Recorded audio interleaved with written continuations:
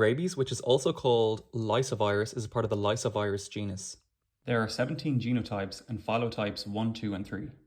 Bats are the reservoir for the disease. The 7 most important genotypes are the classical rabies strain and the 3 African strains, Lagos bat strain, Macola strain, and Duven-Hage strain. There is also European bat lysovirus 1 and European bat lysovirus 2, as well as the Australian bat lysovirus. It is spread through direct contact. It affects all warm-blooded animals. Carnivores usually carry the virus, and herbivores are dead-end hosts. It enters the body in saliva through a bite wound. It goes to the peripheral nerves, and then there's an axonal retrograde transport up the central nervous system. This is called a centripetal spread.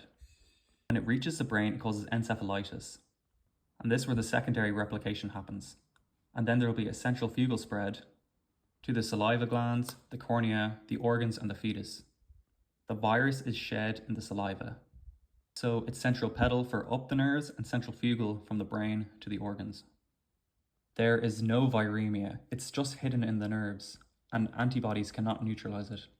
There are 2 forms, furious rabies and paralytic rabies. In furious rabies, it develops in 3 stages. It's induced, then there's an excited phase, and then there's a paralytic phase. So where they get jaw paralysis and then salivation.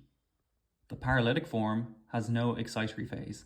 They're just infected and then they become paralyzed. In the pathology, there's no gross pathological lesions since it's in the central nervous system. However, in the histopathology, we can see lymphocytic infiltration in the hippocampus and cytoplasmic inclusion bodies and Negri bodies. There are 3 cycles. There's the urban cycle, the sylvatic cycle, and the bats rabies cycle. The urban cycle is maintained by dogs and cats, which are stray. They bite and attack humans and livestock. It is usually found in third world countries in Africa and Asia. The sylvatic cycle is maintained by wild living carnivores, such as raccoons and foxes.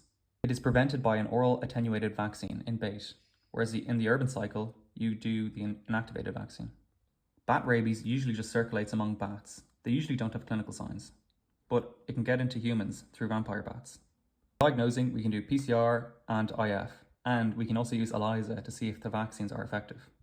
Just a reminder, the attenuated vaccine is given to wild carnivores in oral bait, and the inactivated vaccine is given to humans, livestock, and animals in the urban cycle. The next RhabdoViridae disease is Vesicular Stomatitis virus. It's a part of the Vesicular virus genus, and there's only 1 serotype. It occurs in USA and Canada, but it's not very widespread. It's also found in the more tropical and subtropical areas. The Erixin virus and has many hosts. Equine are mostly affected, and then cattle and swine, and then sheep and goats and humans. This is a zoonotic disease. They're more likely to get it when they're older. Young animals are asymptomatic. It is spread through midges. Midges bite the animal, and then the virus gets into the blood, and then viremia occurs, and then it spreads to the mouth, the teeth, and the coronary band. Since this virus also looks like foot-and-mouth disease, it was a notifiable disease until 2014. In the clinical signs, we can see salivation as well as respiratory signs and vesicles, and in the vesicles we see cytoplasmic inclusion bodies, and these vesicles cause a lameness in the animal. So respiratory signs, salivation, and vesicles around the mouth. To prevent this disease, control arthropods, as well as you can give an inactivated vaccine, and there is no treatment. It's a self-limiting disease. The disease is also spread by sandflies and blackflies. The last disease in the RhabdoViridae is the bovine ephemeral virus. It's a part of the ephemero genus. It is usually known as 3-day sickness.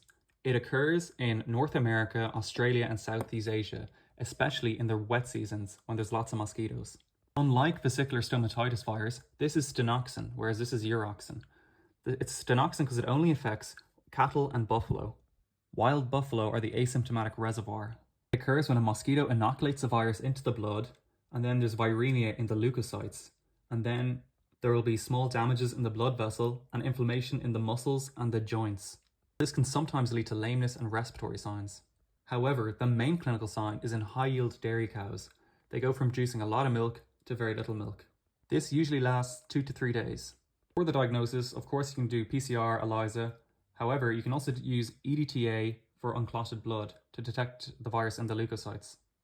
And for the treatment, there is no treatment. It's a self-limiting disease, just like vesicular stomatitis virus. And in endemic areas, you can give an attenuated vaccine, and in disease-free areas, you can give an inactivated vaccine.